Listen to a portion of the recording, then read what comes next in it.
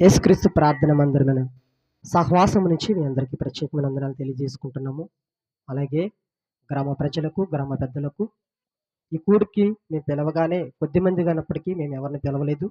ఎందుకంటే మేము సువార్త ప్రకటించాలన్న ఆలోచన కలిగి ఉన్నాం కనుక కొద్దిమంది ఉన్నా పర్వాలేదని మేము ఆలోచన కలిగి నిర్ణయం తీసుకున్నాం కనుక ఎవరిని సంప్రదించలేదు, ఎవరికి విషయాన్ని తెలియచేయలేదు, ఎవరిని పిలవలేదు. దయతో మరి కొద్దిమందికి ఒక నలుగురు ఐదుని పిలవడం జరిగింది. దయతో వారందరూ వచ్చిన మీ అందరికీ కూడా ఈ కూడికి తరపున ప్రత్యేకమైన వందనాలు తెలియజేసుకుంటున్నాను. మరి నా పేరు సైమన్ అండి, మాది దుమ్ములపేట. మరి కొంతమందికి తెలుసు, కొంతమందికి తెలియకపోవచ్చు. మా ఇంటి పేరు ఎరిపిల్లి వారి కుటుంబానికి చెందిన వాడును.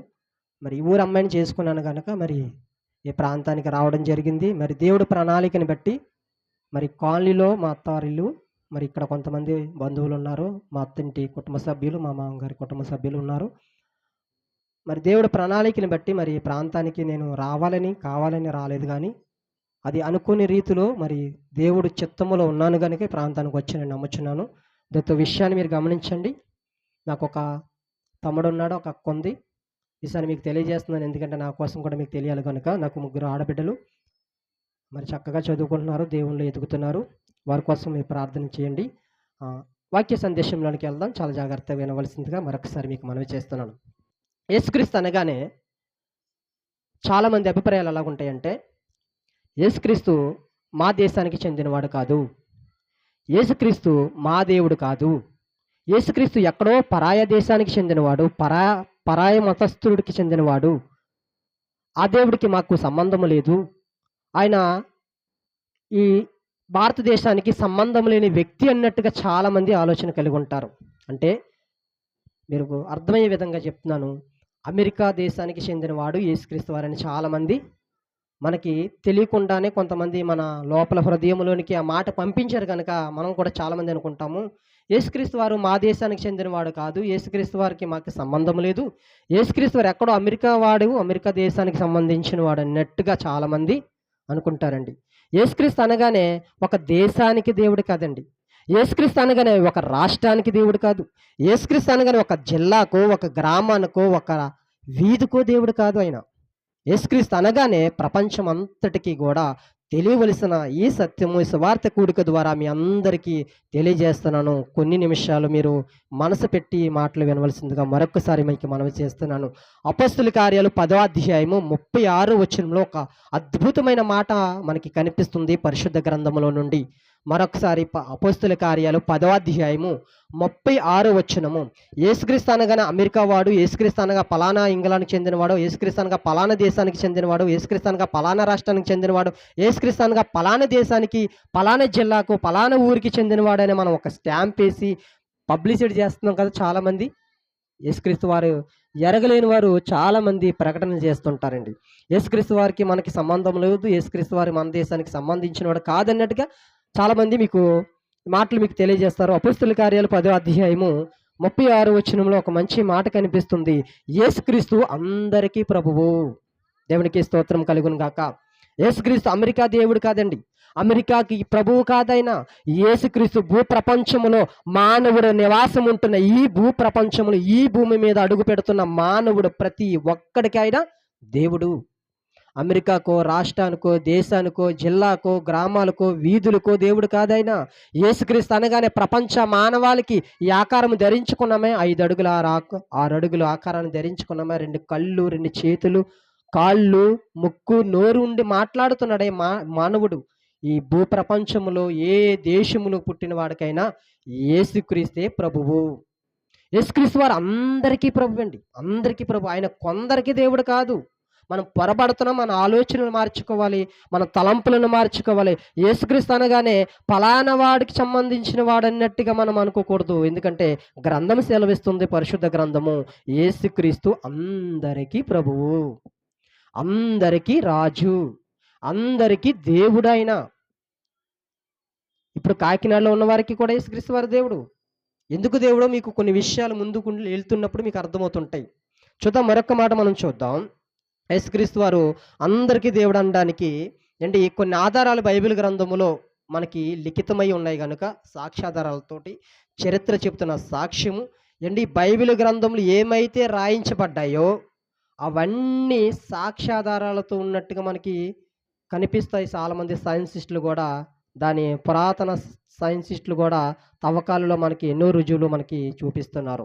ఎందుకు ఈ మాటలు చెప్తున్నానంటే యేసుక్రీస్తు వారు అనగానే చాలామంది ఆలోచనలు వేరువేరుగా ఉంటాయి కనుక యేసుక్రీస్తు వారికి ఆలోచనలు మనలో నుంచి తీసుకోవలసిందిగా మీకు మనవి చేస్తున్నాను. కొలస్సీలకు రాసిన పత్రిక మొదటి అధ్యాయము అపోస్తలుడైన పౌలు కొలస్సీలకు రాసిన పత్రిక మొదటి అధ్యాయము ఒక చక్కటి మాట మనకి కనిపిస్తుందండి. 16 వచనం నుంచి నేను చదువుతున్నాను. జాగ్రత్తగా మీరందరూ వినవలసిందిగా మీకు మనవి చేస్తున్నాను. కనిపించట్లేదు. అపోస్తలుడైన పౌలు కొలస్సీలకు రాసిన కొలస్సీలకు రాసిన పత్రిక మొదటి అధ్యాయము 16 వచనం నుంచి చదువుతున్నాను. జాగ్రత్తగా వినాలి. అనగా ఆకాశమందునివి భూమి యందు ఉన్నవి దృశ్యమైనవి గాని అదృశ్యమైనవి గాని అవి సింహాసనములైనను ప్రభుత్వములైనను ప్రధానులైనను అధికారములైనను సర్వమును ఆయన యందు సృజింపబడెను. మీరు చాలా జాగ్రత్తగా మీరు అండర్లైన్ చేయండి. ఈ మాటలు మీకు అర్థమయ్యే విధంగా నేను చెబుతానండి. అర్థమయ్యే విధంగా నేను చెబుతాను. ఆకాశమందు ఉన్నాయి కనిపిస్తున్నాయి కదా, మనకి కంటికి కనిపిస్తుంది. ఆకాశం నక్షత్రాలు కనిపిస్తున్నాయి కదా, అవన్నీ సృష్టించిన వాడు ఎవడో తెలుసా? సృష్టించిన దేవుడి పేరేంటో మనకు తెలుసా? ఆకాశమందు ఉన్నాయి. కానీ ఈ భూలోకములో మొక్కలున్నాయి, విత్తనాలు ఉన్నాయి, అనేకమైన చెట్లు ఉన్నాయి, అనేకమైన కొండలు ఉన్నాయి, పర్వతములు ఉన్నాయి, అనేకమైన రకరకాల జాతులు మనుషులు ఉన్నారు, రకరకాల దేశాలు ఉన్నారు. ఎన్నో భూములుగా విభజింపబడ్డాం, ఎన్నో దేశాలుగా విభజింపబడ్డాం, ఎన్నో రాష్ట్రాలుగా విభజింపబడ్డాం, ఎన్నో గ్రామాలుగా నివాసం ఉంటున్నాం, ఎన్నో కులాలు మతాలుగా మనం పిలవబడుతున్నామే. వీళ్ళందరికీ భూమి మీద ఉన్న ప్రతి దానికి కూడా ఎవరి దేవుడు తెలుసా? యేసుక్రీస్తు. ఈరోజు మేము ఆరాధిస్తున్నాం, మేము ప్రకటిస్తున్నాం నజరేయుడైన యేసుక్రీస్తు వారు భూమి మీద ఉన్న ప్రతి వాటిని కలుగజేసిన వాడు. అదృశ్యమైనవి దృశ్యమైనవి మనకి కనిపించనివి ఉన్నాయి. ఆ కనిపించినవి కూడా నక్షత్రం మన కంటికి కనిపిస్తుంది. ఎంత కనిపిస్తుంది? పెద్ద పర్వతంలా కనిపిస్తుందా? ఎంత కనిపిస్తుంది? చాలా చిన్నగా కనిపిస్తుంది తెలుసా నక్షత్రం. మీరు ఆకాశంలో చూడండి, నక్షత్రాలు చిన్నగా కనిపిస్తాయి. కానీ భూమి కంటే వేల లక్ష కోట్ల రెట్లు పెద్దవంటండి అవి. ఈ భూప్రపంచం మీద, ఈ భూమి మీద నక్షత్రాలు కొన్ని కోట్ల రెట్లు పెద్ద సైజుగా మనకి కనిపిస్తున్నాయి. శాస్త్రవేత్తలు చెప్తున్న సందర్భాలు నేను చెప్తున్నాను. దృశ్యమైనవి అదృశ్యమైనవి ప్రతి దానిని సృష్టించిన వాడు ఎవరో తెలుసా? సృష్టింపబడిన సర్వమును ఆయన ద్వారమును ఆయనను బట్టి సృజింపబడెను. 17వ వచనం. ఆయన అన్నిటికంటే ముందుగా ఉన్నవాడును, ఆయనే సమస్తమునకు ఆధారభూతుడు. మనకి సమస్తానికి ఆధారభూతుడు ఎవరో తెలుసా? అమెరికా దేవుడు అంటున్నామే, పలానా దేశానికి చెందినవాడు దేవుడు అంటున్నామే, పలానా ఇంగ్లీష్ వాడు దేవుడు అని అంటున్నామే. ఈ సమస్తానికి ఆధారభూతుడని ఎవరని అంటున్నారు తెలుసా? ఎవరో తెలుసా? ఆయన నజరేయుడైన యేసుక్రీస్తు వారు. నిన్ను నన్ను పుట్టించినవాడు, నిన్ను నన్ను ఈ లోకానికి పంపించినవాడు, ఈ భూలోకానికి పంపించినవాడు, పరలోకమును పుట్టించినవాడు, నక్షత్రాలను కలగజేసినవాడు. మనం రోజుకి వలట్టుకొని చేపలు సముద్రం మీదకి వెళ్ళి చేపలు చంపుకొని వండుకొని తింటూ అమ్ముకొని బ్రతుకుతున్నామే. చక్కటి ఇల్లులు కట్టుకుంటున్నామే, చక్కటి వస్త్రాలు వేసుకుంటున్నామే. మనం బ్రతుకు దేరుకి కారకుడు ఎవరో తెలుసా? యేసుక్రీస్తు అండి. యేసుక్రీస్తు ఈ సముద్రాన్ని కలగజేసిన వాడు ఆయనే. ఈ సముద్రాన్ని కలగజేసిన వాడే, సముద్రంలో ఉన్న చేపలన్నీ పుట్టించిన వాడైనే, వాటిని పోషించిన వాడు ఆయనే, వాటికి ఆహారం పోసిన వాడు ఆయనే. నీవు నేను ఆహారం వేస్తున్నాం చేపలకి. రైలుకైతే మేత వేస్తారు, రైలు చెరువులోకి వెళ్ళి మేత వేస్తారు. చెరువు చేపలకి రొయ్యలకి వేస్తారు మేత. మరి సముద్రానికి ఎవరు వేస్తున్నారు మేత? ఎప్పుడైనా ఆలోచించారా? మనం వేస్తున్నామా? వండుకొని ఒక కొండ అన్నం పెట్టుకొని కాలంలో వేస్తున్నామా? రోజుకి వెళ్ళి మనోళ్ళు వెళ్ళి వల కట్టుకొని చేపలు చంపుకొని మన సెంటర్లో అమ్ముకుంటున్నారు కదా. దాన్ని ఎవరు పోషిస్తున్నారు చేపలని? ఇంత సైజు చేప ఇంత సైజు ఎందుకు అవుతుంది? ఎవరు పోషిస్తున్నారు? దానికి ఆహారం పెట్టింది వారు ఎవరు? అది ఉప్పుగా ఉంటుంది, ఉప్పు నీరు తాగుతుంది. మరి మీరు వండుకునేటప్పుడు ఉప్పు వేసుకొని ఎందుకు వండుకుంటున్నారు? ఎప్పుడన్నా ఆలోచించారా? చేపను ఉప్పు వేసుకోకుండా మీరు వండుకోండి, అంత చప్పగా ఉంటుంది తెలుసా. మరి ఉప్పు నీటిలో బ్రతుకుతుంది, ఉప్పు నీరే తాగుతుంది కదా. ఇప్పుడు ఎప్పుడన్నా మీరు ఆలోచించారా? మీరు కూరలోను ఉప్పు వేసుకోకుండా వండుకొని మీరు తినలేరండి. మరి ఉప్పు నీటిలో బ్రతుకుతుంది, ఉప్పు నీరే తాగుతుంది, చప్పగా ఎందుకు ఉంటుంది? నేను ఎప్పుడన్నా ఆలోచించండి, ఒకసారి ఆలోచించాలండి. ఇవన్నీ కలగజేసిన వాడు దేవుడు, చేపలను పుట్టించిన వాడు ఆయనే. మనం వెళ్ళిపోతాం, సాయంత్రం వెళ్ళిపోతాం, అర్ధరాత్రిప్పుడు వెళ్ళిపోతాం అండి, మధ్యాహ్నం గట్ల వెళ్తాం వాళ్ళకి, మన ఇష్టం వచ్చినట్టుగా వెళ్తాం. మన ఇంట్లో చేపలు అన్నట్టుగా మన సొంత చేపలన్నిటికి పట్టేసుకొని తెచ్చేసుకొని అమ్మేసుకుంటాం. ఆయన అన్ని పుట్టించిన వాడు ఆయనే. ఎందుకు ఆయనని నేను అంత ధైర్యంగా చెప్తున్నానంటే, యోహాన్ గారు రాసిన సువార్త 1 అధ్యాయము 3 వచనం. ఈ మాటలు మీరు యేసుక్రీస్తు వారు పుట్టించలేదు అని అనడానికి ఎవ్వరికి అధికారం చెల్లదండి, అధికారం లేదు. ఎందుకంటే యేసుక్రీస్తు వారు చాలామంది అనుకుంటారు నిన్న కాక మొన్న వచ్చాడండి అంటారు. మీరు ఎప్పుడైనా విన్నారో లేదో తెలియదు కానీ అండి, మీ వీధిలోనే పెద్ద సభ పెట్టి నా సాక్ష్యాన్ని పెంచుకుంటాను, మీరు అందరిని పిలుస్తాను, 1000 మందిని పిలుస్తాను ఆ రోజు. నిజంగా ఆ రోజు కొరకు ఎదురు చూస్తున్నాను. దేవుడు ద్వారాలు తెరిస్తే నా జీవిత చరిత్ర కోసం మీ అందరికీ చెబుతాను. మంచి విషయాలు ఉన్నాయి నా దగ్గర, ఎన్నో ఎవిడెన్స్లు, ఫొటోస్ ఉన్నాయి. నేను పూర్వం ఎలా ఉండేవాడినో, ఎలాంటి తిరిగేవాడినో, ఎలాంటి తిరగబాటు చేసేవాడినో, దేవుని మీద అనేకమైన సాక్ష్యం నేను మీ ఎదుట పెంచుకుంటాను. ఏంటి, యోహాన్ గారు రాసిన సువార్త 1 అధ్యాయము 3 వచనము. కలిగి ఉన్నదేదియు యేసు లేకుండా కలుగలేదు. ఆయన నిన్నటివాడు కాదు, మొన్నటివాడు కాదు, నిన్న కాక మొన్నొచ్చిన దేవుడు కాదు యేసుక్రీస్తు వారు. ఎండి ఆకాశాన్ని పుట్టించిన వాడు ఆయనే, నక్షత్రాలను కలగజేసిన వాడు ఆయనే, సముద్రమును పుట్టించిన వాడు ఆయనే, నిన్ను నన్ను పుట్టించిన వాడు ఆయనే. చదువుకున్నాం కదా కీర్తన గ్రంథం 1 అధ్యాయము 3 వచనము. ఆయనే మనలను పుట్టించును. ఆడు నల్లోడా, తెల్లోడా, తెలుగోడా, ఇంగ్లీషోడా, ఆఫ్రికా వాడా, ఆస్ట్రేలియా వాడా కాదండి. ఆడు చైనా వాడా, చెన్నై వాడా, ఏ దేశానికి, ఏ రాష్ట్రానికి, ఏ వర్గానికి, ఏ ప్రాంతానికి చెందినవాడైనా, ఏ వీధికి చెందినవాడైనా, వాడు పొట్టుగా ఉన్న, పొడవుగా ఉన్న, లావుగున్న, సన్నగున్న ప్రతి మనిషిని పుట్టించిన వాడు నా దేవుడు, నా యేసుక్రీస్తు. నేను ప్రకటిస్తున్నా, నా దేవుడే నిన్ను నన్ను పుట్టించిన వాడు. కీర్తన గ్రంథము 1 అధ్యాయము 3 వచనం. ఆయనే మనలను పుట్టించును. ఆయన వారము మనము. ఆయన కలగజేస్తే, ఆయన సృజింపబడితే మనం సృష్టింపబడ్డాం. ఆయన పంపబడితే ఈ భూలోకానికి వచ్చాం. ఆయన నిన్నటి దేవుడు కాదు, మొన్నటి దేవుడు కాదు, నిన్న కాక మొన్న వచ్చిన దేవుడు కాదండి. కలిగి ఉన్నది ఏది, ఈ భూప్రపంచం కలిగినది ఏది ఆయన లేకుండా కలగలేదు. భూమి లేకముందు ఆయన ఉన్నాడు, సముద్రం లేకముందు ఆయన ఉన్నాడు, ఆకాశముల పర్వతముల లేకముందు ఆయన ఉన్నాడు, మహాకాశముల పట్టజాలనంత దేవుడు ఆయన. కలిగి ఉన్నదేది ఆయన లేకుండా కలుగలేదు. మన ఆలోచనలు మార్చుకోవాలి. ఎందుకు ఈ మాటలు చెబుతున్నానో మీకు అర్థం చేసుకోండి, ఒకసారి ఆలోచన కలిగి ఉండండి. యేసుక్రీస్తే నిజమైన దేవుడని, యేసుక్రీస్తు వారు అందరికీ ప్రభు అని, యేసుక్రీస్తే కలిగి ఉన్నది ఏది ఆయన లేకుండా కలగలేదని, మనము ఆయన వారమని, ఆయన పుట్టించిన ప్రజలమని, మన ఈ సత్యాన్ని ఎప్పుడైతే మనం గ్రహిస్తామో అనేకమైన విషయాలు అండి మనకి సత్యాలు తెలియజేయబడతాయి. అంత మాత్రమే కాదంట, అంత మాత్రమే కాదు. మీకు అద్భుతమైన ప్రసంగాన్ని ఈరోజు, అద్భుతమైన మాటలు మీ వీధి ముందుకు దేవుడు ప్రేమించి, మీ వాకటి ముందు, మీ ఇంట్లోకి, మీ చెవులకి వినబడేటట్టుగా దేవుడు రాత్రికాల సమయంలో మిమ్మల్ని అందరినీ పిలుస్తున్నాడు. దేవునికి మాత్రమే మహిమ కలుగును గాక. అర్థమవుతున్నాయా? యేసుక్రీస్తు వారు అండి కలిగి ఉన్నది ఏది ఆయన లేకుండా కలగలేదు. సమస్తానికి ఆధారభూతుడు ఆయనే. భూమిలో ఉన్నవి ఆయన సృష్టించాడు, ఆకాశంలో ఉన్నవి ఆయన సృష్టించాడు, మన కంటికి కనిపిస్తున్నవి ఆయన సృష్టించాడు, మనకి కంటికి కనబడనివి ఉన్నాయి కదా, అవి కూడా ఆయనే సృష్టించాడని మనం లేఖనాలు చూసి మనం తెలుసుకుంటున్నాం కదా. ఆ దేవుడు ఈ భూ ప్రపంచానికి 2024 సంవత్సరాల క్రితం ఎందుకు వచ్చాడని ఒకసారి ఆలోచించండి. ఇది కలిగి ఉన్నది ఏది ఆయన లేకుండా కలగలేదు. భూమి, ఆకాశము, సముద్రము, నక్షత్రాలు ఇవన్నీ కలగజేసిన దేవుడు ఒక మానవ ఆకారము ధరించుకొని ఈ భూలోకానికి ఎందుకు వచ్చాడు? ప్రశ్న. ఎందుకు వచ్చాడు? ఆస్తులు సంపాదించుకోవడానికా? రాజ్యాలను పరిపాలించడానికా? పేరు సంపాదించుకోవడానికా? కోరికలు తీర్చుకోవడానికి వచ్చాడు ఈ లోకానికి? ఎందుకు వచ్చాడో తెలుసా? నేను చేసిన అపరాధములు, నేను చేసిన పాపములు ఆయన మీద పడి, ఆయన మీద వేసుకొని మనలను విడుదల చేశాడండి. మీకు ఒక అర్థం అవడానికి ఒక ఉదాహరణ. ఇప్పుడు నేను ఒక ఇంట్లో ఎవరైనా 1,00,000 రూపాయలు అండి దొంగతనం చేసామనుకోండి, దానికి మీరు ఏం చేస్తారు? శిక్ష వేస్తారా లేదా? శిక్ష వేస్తారు కదా. ఎందుకంటే మనం తప్పు చేసాం.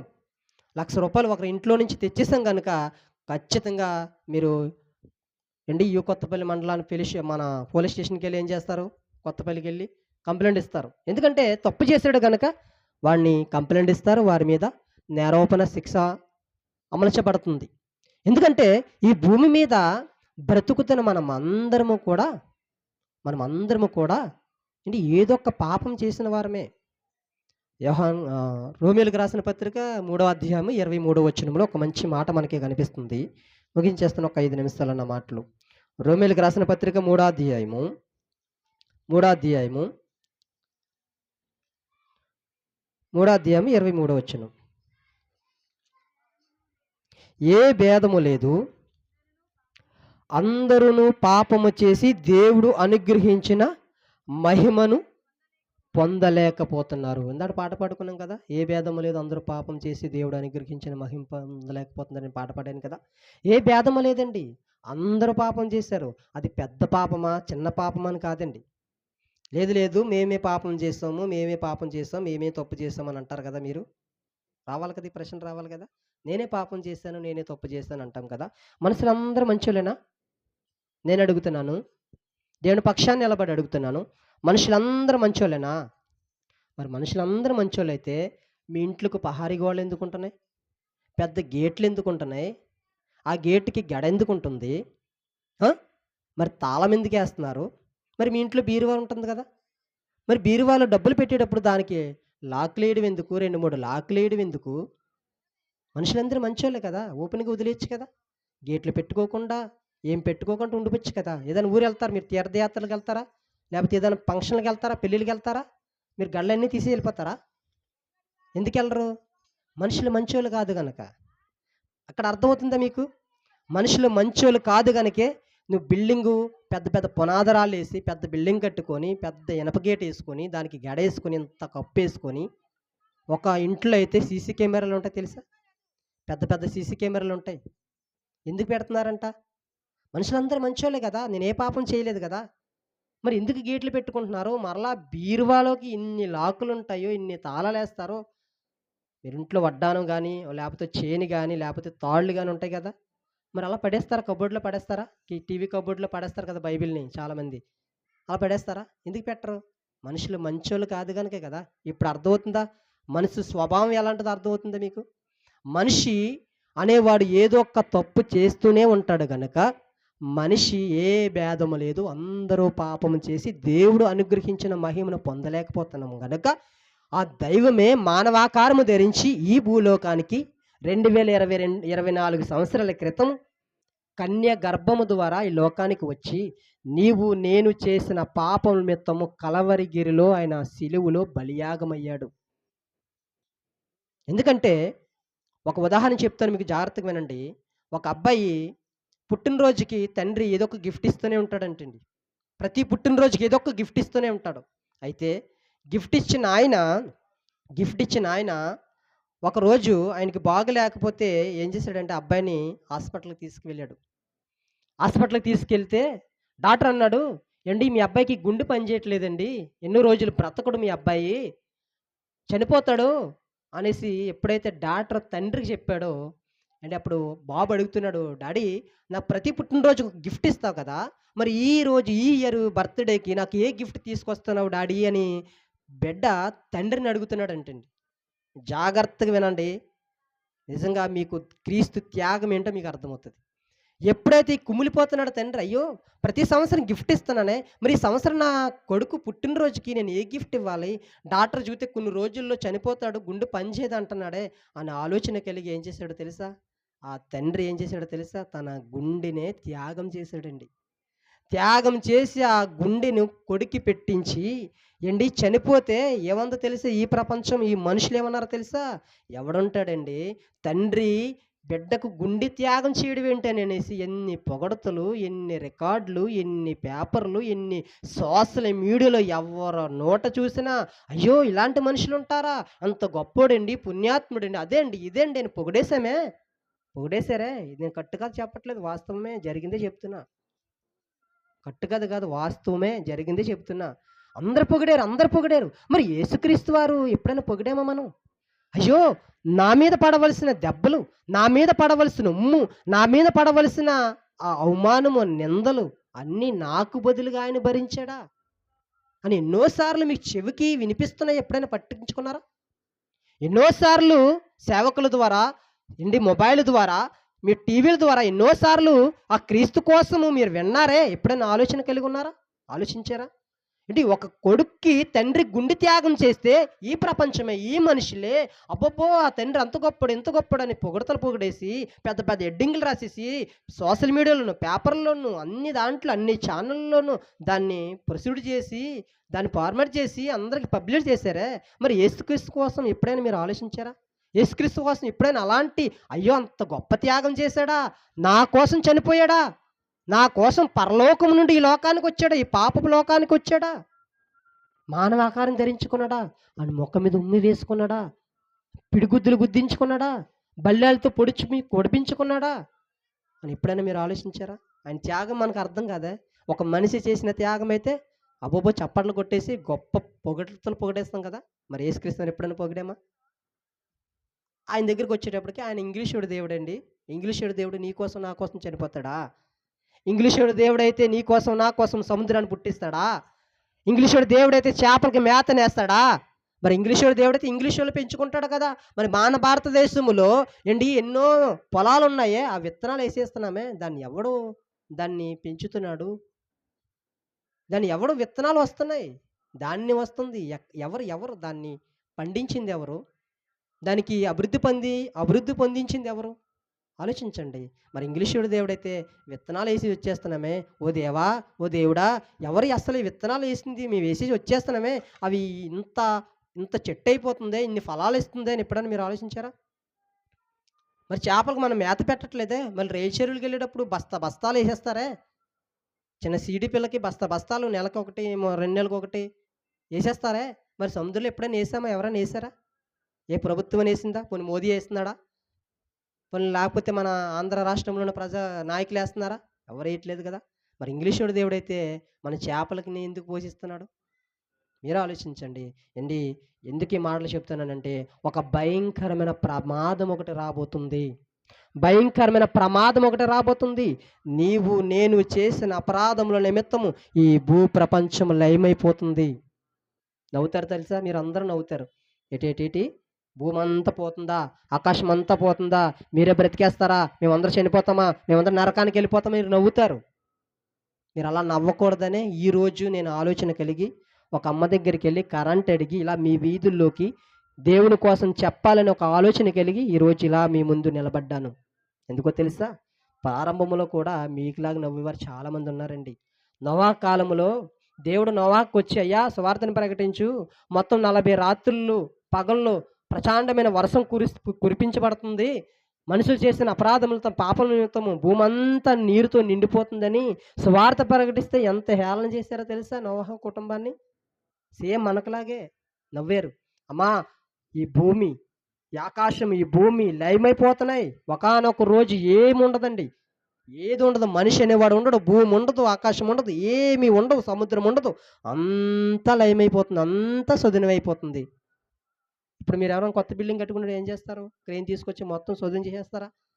దానికంటే దారుణంగా అయిపోతుంది. ఒకానొక రోజు అది ఎప్పుడు జరుగుతుందో, ఈ రాత్రే జరగచ్చేమో మనకు తెలీదు, రేపు జరగచ్చేమో మనకు తెలీదు, మన పిల్లల పెళ్ళిళ్ళు అయిపోయిన తర్వాత జరగచ్చేమో తెలీదు, లేకపోతే మన ముసలివాళ్ళు అయిపోయిన తర్వాత ఏమో జరగచ్చేమో మనకు తెలీదు. కానీ ఒకానొక రోజు మాత్రం ఖచ్చితంగా జరుగుతుందని బైబిల్ స్టేట్మెంటు. ఇప్పటి వరకు ఆ బైబిల్లో చెప్పబడుతున్న ప్రతి విషయాలు జరుగుతూనే ఉన్నాయి.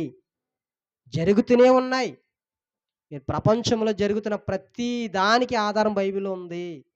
అన్నీ జరుగుతున్నాయి. ఏదైతే బైబిల్ గ్రంథంలో రాయబడ్డాయి అవన్నీ ఈ మనుషులు చేస్తున్నారు. మనుషుల్లో స్వార్థం ఉంటుంది అన్నాడు, స్వార్థం ఉంది. మనుషుల్లోనూ జాలిపోతుంది అన్నాడు, జాలిపోతుంది. దయ, కనికరం, మానవత్వం అన్నీ పోతున్నాయి. బైబిల్ గ్రంథంలో అన్నీ చెప్పాడు దేవుడు. ప్రేమ కలిగి ఉండండి, ప్రేమ ఉండట్లేదు. అన్నదమ్ముల మీద, తోడుకోడల మీద, అత్త కోడలకు మీద పడదు. ఇవన్నీ దేవుడు అన్నీ పొందుపరిచి మనందరిని మేలుకొల్పడానికి, మనమందరం ఆలోచన మార్చుకోవడానికి అనేకమైన విషయాలు మనకు అందరికీ చెప్పాడండి. ఎందుకంటే ఒకానొక రోజు ఈ భూప్రపంచం అంతా లయమైపోతుంది కనుక, ఆ లయమైపోయేటప్పుడు చాలాసార్లు ఉదాహరణ చెప్పాను. ఒకటి సముద్రం ఉందా, సముద్రంలో ఒక అబ్బాయి నీటిలో పడిపోయాడు అనుకోండి. నీటిలో పడిపోయాడు. నేను రీసెంట్గా కుంభాభిషేకం దగ్గర నేను ఈ మధ్యన గత వారంలో వేటకి వెళ్ళాను. వేటకి వెళ్ళిన తర్వాత ఒక అబ్బాయి లంగరేసి బోటుకి అలా లంగరేసి ఈదుకుంటూ వస్తున్నాడు అనమాట. వస్తుంటానే ఆ అబ్బాయికి అలిసి అలిసిపోయి అలిసిపోయి ఏం చేశాడంటే అలా మునిగిపోతున్నాడు. అక్కడే మేము ఉన్నాం. కొంచెం దూరంగా ఉన్నాం. మా కళ్ళ ముందే మునిగిపోతున్నాడు. మునిగిపోతే పల్లీలు ఉంటారు తెలుసా? పల్లీలు ఉంటారు. ఆ మాట మనం ఔట్ చేయకూడదు. వాళ్ళు సముద్రంలోనే ఫ్యామిలీతోటి స్త్రీలు, పురుషులందరూ కలిసి బోట్ల మీద ఉంటారు. వాళ్ళు జస్ట్ అప్పుడే బోట్ వచ్చింది అలా పెట్టింది. వెంటనే అందులో ఒక అతను ఏం చేసాడంటే వెంటనే దూకేసి అబ్బాయిని కాలర పెట్టుకొని దరికి తీసుకొచ్చాడు. మరి ఈత రాలేని ఈ అబ్బాయి అయితే ఆ అబ్బాయిని బ్రతికించగలడా? బ్రతికించగలడా? ఇప్పుడు సముద్రంలో పడిపోతున్న ఒక వ్యక్తి ఉన్నాడండి. ఒక వ్యక్తి మునిగిపోతున్నాడు. ఎదురుకుంటే మునిగిపోతున్నాడు. నీకు ఈతొచ్చు. నువ్వు ఈతొచ్చు కనుక నువ్వేం చేస్తావు? దగ్గరుండి ఎళ్లి కాపాడుతావు. నీకు ఈత రాకపోతే నువ్వు కాపాడలేవు కదా!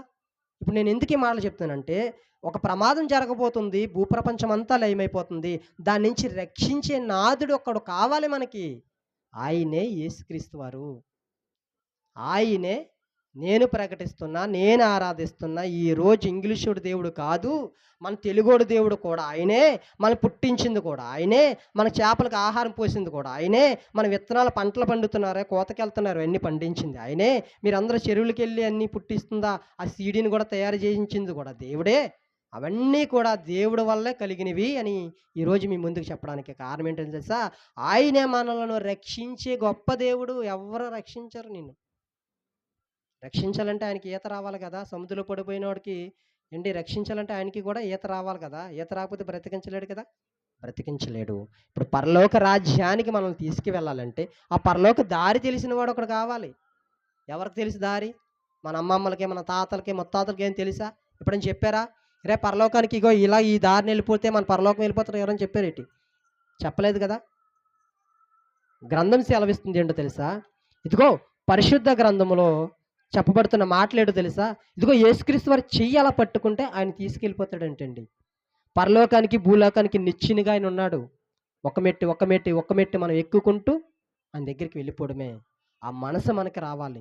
ఇదిగో యేసుక్రీస్తు వారి చెయ్యి పట్టుకుంటే నన్ను పరలోకానికి తీసుకువెళ్తాడంటేనే ఆ సత్యం ఎవరైతే గ్రహిస్తారో, నన్ను రక్షించే సమర్థత కలిగిన దేవుడు ఆయనే. నన్ను పుట్టించింది ఆయనే, నాకు ఊపిరి పోసింది ఆయనే, నాకు అవయవాలు నిర్మాణం చేసింది ఆయనే, తన అరచేతిలో చెక్కుకుంది ఆయనే, నాకు మంచి రూపాన్ని, అందమైన రూపాన్ని కలిగించి లోకానికి పంపించింది ఆయనని ఎవరైతే గ్రహిస్తారో, ఇదిగో నా కోసం మరణించాడా, నా కోసం చనిపోయాడా, కలవరిగిరిలో సిలువలో మరణించాడా, నా కొరకు రక్తం కార్చాడా, నా కొరకు తన శరీరాన్ని నలగగొట్టుకున్నాడా అనే విషయాన్ని ఎవరైతే గ్రహిస్తారో వారందరూ ధన్యులండి. అలాంటి ధన్యత మరి నేను ఈ ఊరి పిల్లని చేసుకున్నాను కనుక మరి మీరందరూ బాగుండాలని, మీరందరూ సత్యాన్ని తెలుసుకోవాలని, మీ అందరికీ యేసుక్రీస్తే నిజమైన దేవుడని తెలియచేయడానికి ఇలా ప్రతి వీధికి వెళ్ళి నేను సువార్త ప్రకటిస్తున్నానండి. ప్రతి వీధికి వెళ్ళాలని నేను ఆలోచన కలిగి ఉన్నాను. చాలా వీధులకు వెళ్ళాను. కాలనీల దగ్గర నుంచి ఈ పాతూరులో కూడా, ఈ పాతవాడపేటలో కూడా చాలా ఏరియాలు నేను కవర్ చేశాను. మరి కాలనీలు కూడా కొన్ని ఏరియాలు నేను కవర్ చేశాను. నాకు ఆయుష్నిస్తే అండి ప్రతి వీధికి ఆయన కోసం గొప్పగా ప్రకటన చేయాలని ఆలోచన కలిగి ఉన్నాను. చాలా శ్రద్ధగా విన్నారండి మీరందరూ. చాలా సంతోషము. మరి అర్ధగంట అలా కూర్చొని లేకపోతే అలా వింటూ ఈ మాటలు విన్న మీ అందరికీ కూడా నా నిండు వందనాలు తెలియజేసుకుంటున్నాను. ఆ దేవుడు నిండైన దీవులు మీ అందరికీ దేవుడు కుమ్మరించును గాక. మీ కుటుంబాలు, మీ యొక్క భార్యాభర్తలు, మీ పిల్లలందరూ సంతోషంగా ఉండాలని మీ గ్రామం కొరకు నేను ప్రతిరోజు ప్రార్థన చేస్తున్నాను. ఆ ప్రార్థన దేవుడు అంగీకరిస్తాడు. మనందరినీ నిత్య రాజ్యానికి తీసుకువెళ్తాడు. ఈ మాటలు విన్న మీ అందరికీ మరొకసారి నా వందనాలు తెలియజేసుకుంటూ చిన్నపాటి ప్రార్థన చేస్తున్నాను. దయతో ప్రార్థనలు ఏకీభవించండి. మహాగణుడా, మహోన్నతుడా, సర్వసృష్టికి కారకుడమైన మా ప్రియ పరలోకమందున మా కన్న తండ్రి, నీ ఘనమైన, శ్రేష్టమైన, విలువైన నామానికి వందనాలు, స్తుతులు, స్తోత్రాలు చెల్లించుకుంటున్నాం తండ్రి.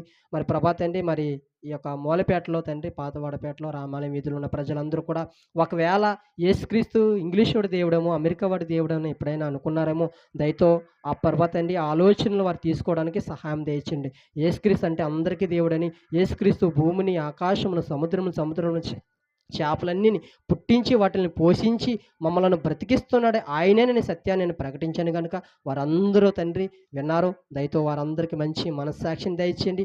ఆలోచన కలిగి ప్రభా ఒకానొక రోజు ఈ ప్రపంచమంతా లయమైపోతుందంట.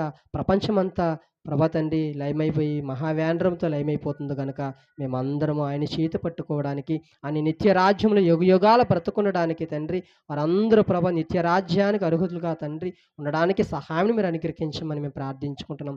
సహాయం అనుగ్రహించండి, కృప చూపించండి, కనికరించండి.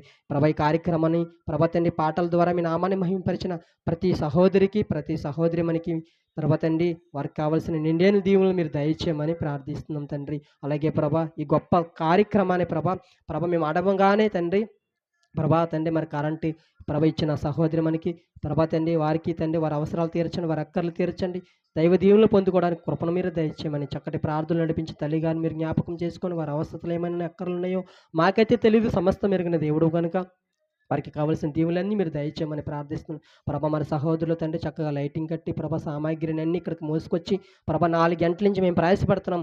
ఈ ప్రయాస ప్రభ వ్యర్థంగా పోకుండా కనీసం ఒక్క మనిషి అయినా ఆలోచన కలిగింది ప్రభ పక్కనే దేవుని మందిరం ఉంది, ఆ దేవుని మందిరంలోకి వెళ్ళి అనేకమైన సత్యాలు తెలుసుకోవాలనే ఆలోచన కలిగి ఉండడానికి సహాయం అనుగ్రహించండి. కనీసం వారి బిడ్డలైనా సండే స్కూల్కి పంపించే గొప్ప మనసును వారందరికీ మీరు దయచేయమని ప్రార్థిస్తున్నాం తండ్రి. ప్రభా ఈ కార్యక్రమంలో పాలు పంపులు పొందుకున్న ప్రతి వ్యక్తిని మీరు దీవించి అంచెలంచెలుగా ఆశీర్వదించి పరసంబంధమైన దీవెనలతో ప్రభ మమ్మలను ఆశీర్వదించమని ప్రభ మరలా నేను దుమ్ములపేట వెళ్తుండగా నా ప్రయాణమంతులు నాకు క్షేమమును భద్రతను కృపను దయచేసి నా జీవిత కాలమంతా ప్రభ నీ కొరకే బ్రతకడానికి నమ్మకంగాను యథార్థంగాను ఉండడానికి సహాయం అనుగ్రహించమని ప్రభ కృపను అనుగ్రహించమని ప్రాంత ప్రజలను మీ చేతులకు అప్పగించుకుంటూ మా కొరకు త్వరలో రానన్న మీ ప్రియకుమారుడు మా అందరి లోకరక్షకుడైన యేసుక్రీస్తు వారి శ్రేష్టమైన నామములో అతి మిక్కిలి వినయపూర్వకంగా ఈ ప్రార్థన మనములు అడిగి వేడుకొనుచున్నాను కన్న తండ్రి.